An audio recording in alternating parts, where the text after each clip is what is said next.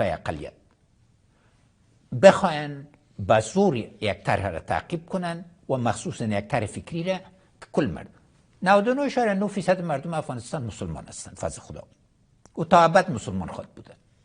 خود مولای صاحب هیبت الله اعتراف میکنه که طالب شریعت نبیگی.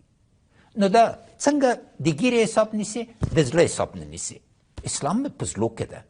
په اسلام کې دا نشته او د شرعي اصول دوی په پښو لاندې کړي.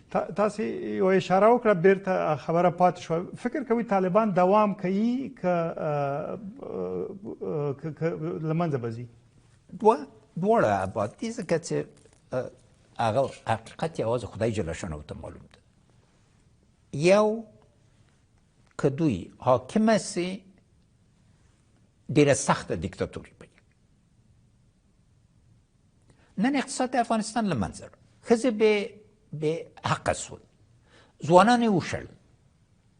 څه چې تعلیم یافته دی څه د افغانستان په کاري کې بدل کړي دي ملا صاحبانو باندې.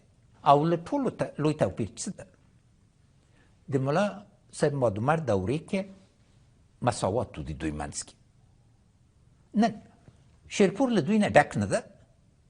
څنګه هم نیولي دي خو په غصب هم نیولي. طریقه ځینې میلیاردران دي.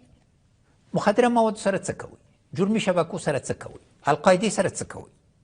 خبره په دې کې ده دوی باید تصمیم ونیسي که اخوا ته لاړ سي لکه چې د ظواهري قصه معلومه کړه